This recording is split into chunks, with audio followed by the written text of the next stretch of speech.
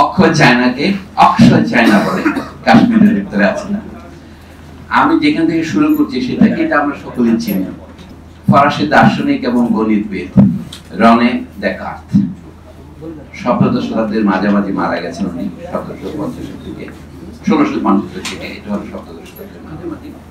তিনি যখন জ্যামিতি লিখলেন 1637-এ, আমরা এটাকে দেকার্তের জ্যামিতি বলি, ইন্টারমিডিয়েট আমরা পড়ি না, কোঅর্ডিনেট জ্যামিতি বলে। এখানে দুটো কোঅর্ডিনেট আছে, একটা আমরা ওয়াই অ্যাক্সিস বলি আর এটাকে এক্স অ্যাক্সিস বলি। এখন আমাদের জিপিএস সিস্টেম যে করেছি এভাবে জিনিসটা কোথায় ধরা যায়, জিরোটা যদি অরিজিন হয় তার থেকে ডানে কত দূরে উপরের দিকে কত দূরে আপনি যোগ করতে পারেন। তখন আমরা যে ইকুয়েশন গুলো লিখি, আমি ওইটুকু লিখবো ফাংশন, যে y is a function of x, আমরা কিভাবে লিখি আপনারা জানেন সকলেই, বুঝতে পারছেন।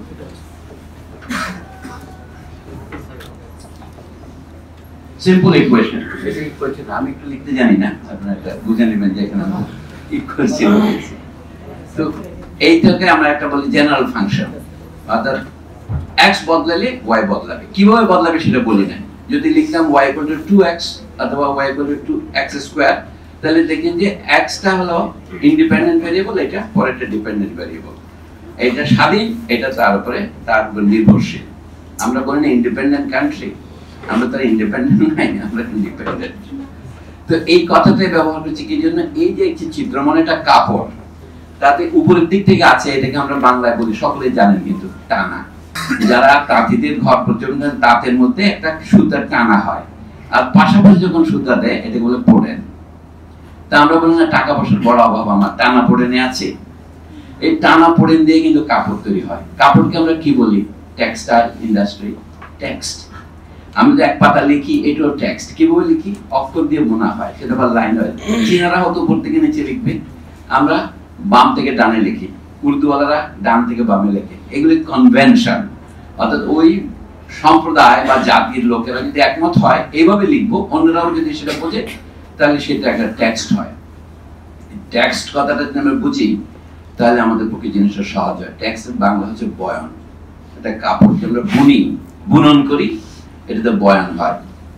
তার এমন কি বাবুই পাখি যে বাসা বাঁধে, সেটার মধ্যে কিন্তু টানা পড়ে আছে।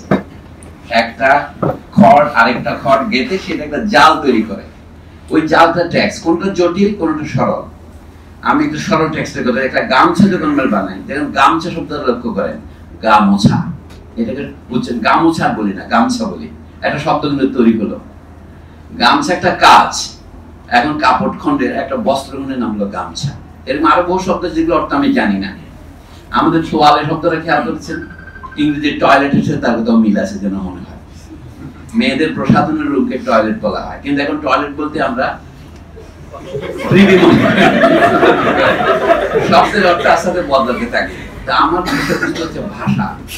যে ভাষা যদি একটা কল্পনা করেন, আমি শুরু করছি আজ থেকে 350 বছর বা 400 বছর আগে দার্শনিক দেকার্তের টেক্সট থেকে। উনি যেভাবে চিন্তা করছেন সেভাবে যদি আমরা ভাষার ক্ষেত্রে আসি, ভাষাকে এরকম তার দুইটা প্রধান অক্ষে বা অ্যাক্সিসে ভাগ করা যায়। তাহলে এটা হচ্ছে বিশ্লেষণের প্রথম কাজ। বিশ্লেষণ শব্দের অর্থ কি? আমরা কথায় কথা বলি চুল চেরা বিশ্লেষণ, কোন জিনিসকে চিরে ফেলে টুকরা টুকরা করা। চুল তো খুব ছোট জিনিস, তাকে যদি আবার চিরে ফেলেন তাহলে কি হবে? আরো সূক্ষ্ম হবে। এই জন্য মানুষ তারা চুল চেরা বিশ্লেষণ করেছে। কিন্তু খেয়াল করেন, বিশ্লেষণ শব্দটা সংস্কৃত কথা, তার ভিতরে গেছে বিশেষভাবে শ্লেষণ করা। স্ল্যাশ কথাটা হচ্ছে ইংরেজি এইটাই। এই জন্য ফরওয়ার্ড স্ল্যাশ, ব্যাকওয়ার্ড স্ল্যাশ আমরা কম্পিউটারে এগুলো ব্যবহার করি না, ওইটাই বাংলা স্ল্যাশ শব্দ। কিন্তু শ্লেষণ মানে হচ্ছে কোন জিনিসকে বিভাগ করা, বিভাজন। ইংরেজিতে সিম্পল মিনিং হচ্ছে ডিভিশন।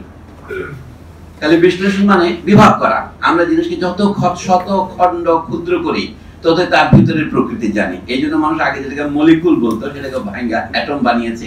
আমরা একসময় বলেছি অ্যাটম কি, যাকে ভাঙা যায় না, দেখা যায় যে তাকেও ভাঙা যায়। ভাঙলে কি হয়, তার ভিতরে আপনি ইলেকট্রন, প্রোটন, নিউট্রন এগুলি পাচ্ছেন। এর বেশি আমি এর ফিজিক্স জানি না, এটা আপনাদের ছেড়ে দেবো। অর্থাৎ তার মধ্যে দেখা যায় তার মধ্যে না গঠন আছে, মহাবিশ্বের গঠনের মতো সেখানে ক্রমশ মুভ করছে, আশ্চর্য লাগে।